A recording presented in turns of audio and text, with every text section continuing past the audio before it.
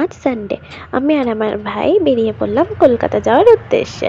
তো কাঁচরাপাড়া থেকে বাবানকে উঠিয়ে নিলাম। তো ফার্স্টে কাঁচরাপাড়া স্টেশনে গেলাম, ওখান থেকে দমদম, তারপর ওখান থেকে মেট্রো ধরে আন্তর্জাতিক কলকাতা বইমেলা 22শে জানুয়ারি থেকে 3রা ফেব্রুয়ারি সল্টলেক করুণাময়ী বইমেলা প্রাঙ্গণে আছে শিয়ালদা এসপ্ল্যানেড আর হাওড়া থেকে সরাসরি মেট্রো প্রবেশ অবাধ। এই যে মেট্রো চলে আসলো, তো এই মেট্রো ধরে আমরা চলে গেলাম এসপ্ল্যানেড স্টেশন। তো এসপ্ল্যানেড স্টেশন থেকে এখন আমরা যাব মিউজিয়ামে। এই যে মিউজিয়ামের সামনেটায় চলে এসেছি, আর তখন 10টা বাজে, তাই আমরা পাশের হোটেল থেকে একটু খাওয়া দাওয়া করে নিলাম। তো খাওয়া দাওয়াটা ছিল আমাদের তন্দুরি রুটি, আলুর দম, আর এইদিকে ভাই আর বাবা নিয়েছিল রুমালি রুটি আর আলুর দম। রুমালি রুটিগুলো খুবই সফট ছিল আর তন্দুরি রুটিটাও সফট ছিল। খাওয়া দাওয়া শেষ করে আমরা চলে গেলাম ইন্ডিয়ান মিউজিয়ামে টিকিট কাউন্টারের সামনে। এবার টিকিট কাটবো ভেতর থেকে। টিকিটের মূল্য মাত্র 75 টাকা। এটা বড়দের জন্য আর ছোটদের জন্য 20 টাকা করে। আর আমার ভয়েসটা একটু অ্যাভয়েড করবে, কারণ আমার প্রচণ্ড ঠান্ডা লেগেছে, তো সেই জন্য ভয়েসটা ঠিক আসছে না। টিকিট সংগ্রহ করে আমরা চলে গেলাম মিউজিয়ামের সামনে। এবার গেট দিয়ে আমরা ঢুকে যাব। মিউজিয়ামটা প্রচণ্ড বড়, তো একদিনে তো আমার মনে হয় না পুরোটা দেখে শেষ করতে পারবো।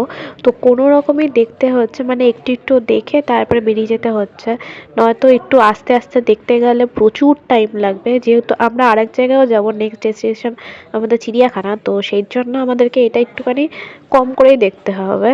আর ভেতরে ফোন নেওয়া অ্যালাউ ছিল, মানে ফোন তো নিয়ে যেতে পারতাম কিন্তু ভিডিওটা অ্যালাউ ছিল না। তাও অনেকে দেখলাম করছে, তো সেই সাহসে আমিও করা শুরু করে দিলাম ভিডিও।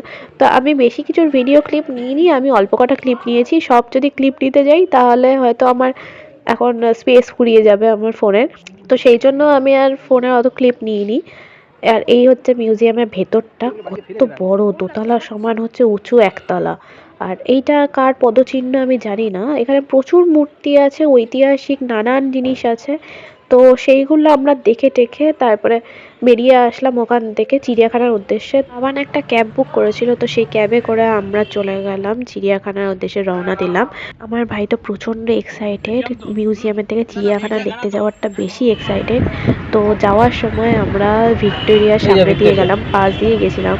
তো সেটা একটুখানি দেখছিলাম ভিক্টোরিয়াটা। ভেতরে যাইনি, ভেতরে আজকে যাওয়া হবে না, ওটা অন্যদিন আমরা প্ল্যান করব। এরপর আমরা চলে আসলাম অ্যাকুয়ারিয়ামের সামনে, যেটা ওই চিড়িয়াখানার উল্টো দিকেই অবস্থিত।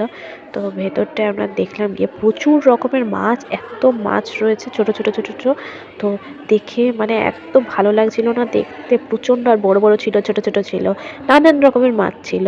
তো ওখান থেকে বেরিয়ে আমরা আবার হোটেলে চলে এসেছিলাম। চিড়িয়াখানার সামনেই একটা হোটেল রয়েছে, সেখান থেকে আমরা ভাত, ডিম, ডাল আর একটা তরকারি নিয়ে নিয়েছিলাম। খেয়ে দিয়ে আমরা চলে গেছিলাম চিড়িয়াখানায়।